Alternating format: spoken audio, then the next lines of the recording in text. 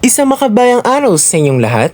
Muli, kami ang ikatlong pangkat at ating magpapatuloy ang Kabanata 27 hanggang 29. Ngunit bago tayo magpatuloy, ano nga ba ang natutunan nyo mula sa mga nagdaang kabanata? Magaling! Talagang ikaw nga ay natuto. Ngayon, tayo na't mag-umpisa. Kabanata 27, ang praile at ang estudyante. Talasalitaan, paninindigan, matibay na paniniwala o prinsipyo na ipinaglalaban ng isang tao. Kuro-kuro, opinyon, pananaw o haka-haka ng isang tao tungkol sa isang bagay. Nasa tanggapan ng katedratikong si Padre Fernandez ang kanyang mag-aaral na si Isagani.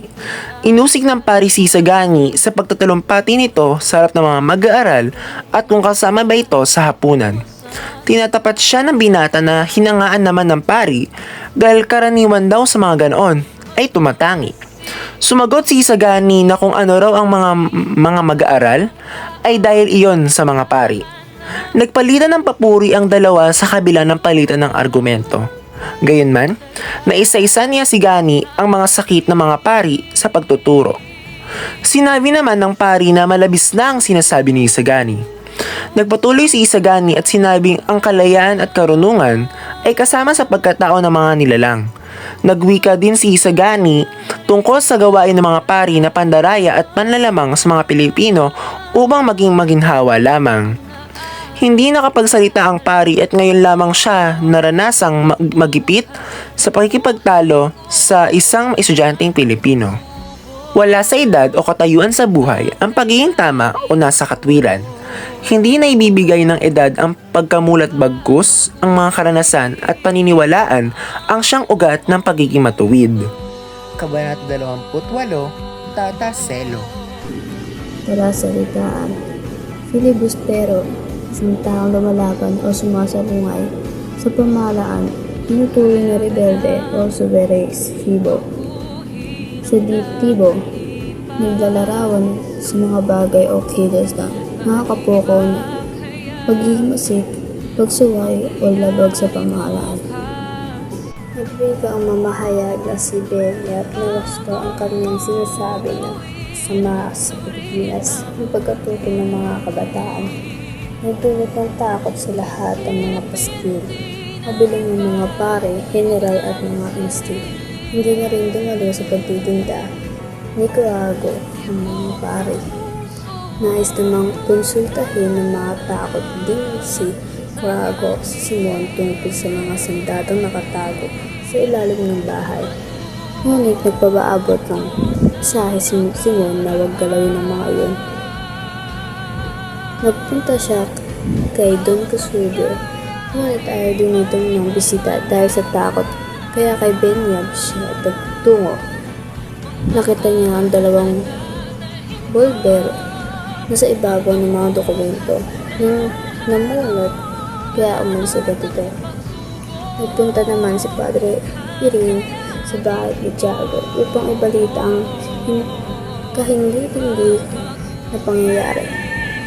Napaalisa si Tiago dahil sa takot at di kinaya ang kwento. Nawalan ito ng buhay. Kumaripas ng tama ng takbo ang pare. May napabalita namang may nagpaagaw ng salapi sa isang binyaga na pinagkaguluhan ng mga tao roon. Nakalang mga pilibesyo ang mga ikawan roon. Hinabol ng mga sibil ng mga ito. May nahuli rin dalawang lalaki, nagbabaon ng mga armas sa hinabol din ng mga sibil habang ang isang veterano naman ang napatay. Ang aral sa kabanata nito, kahit ang mga nilalang naipit na pakitang mas matapang sila sa kapwa ay mayroon din kinakatakutan. Lahat ng katapangan ay may hangganan at ang lahat ng matatapang ay may katapatan. Kabanata 29, ang huling patiukol kay Kapitan Tiago. Talasalitaan, kaluluwa, espirito o diwang bahagi ng isang tao na itinuturing na nagpapatuloy ng buhay matapos ang kamatayan. Kamanyang, isang uri ng insenso na sinusunog sa mga ritual o seremonyang panrelihiyon upang magbigay ng mabangong usok. Buod, abala ang marami sa gaganaping marangyang libing kay Kapitan Tiago. Napunta ang naiwan niyang kayamanan sa Santa Clara, sa Papa at sa mga pari. Ang 20 pisong natira ay binahagi bilang pangmatrikula ng mga mag-aaral. Hindi malaman noong una kung ano ang damit na isusuot ni Tiago sa kanyang libing. May nagmumungkahi na isang damit, Franciscano, at mayroong nagsabing isang frock na paborito ng kapitan. Ngunit nagpasya si Padre Irene na isang lumang damit na lang ang isusuot. May mga usapang ding nagpapakita ang kaluluwa ni Tiago. Bit-bit ang kanyang panabong na manok habang puno ang bibig ng nganga. Sinabi tuloy ng iba na hahamunin ni Tiago ng sabong si San Pedro sa langit. Marangya ang libing na maraming padasal at paawit. Marami ding kamanyan at agwa bendita na inialay sa kabaong. Ang katunggali naman ni Tiago na si Doña Patrocinio ay inggit na inggit sa libing ni Tiago at nais na ring mamatay upang mailibing rin ng marangya. Aral. Kahit sa kanyang huling araw ng libing, ating bigyang pugay at respeto ang taong pumanaw nang minsang may nagawang maganda sa ating buhay.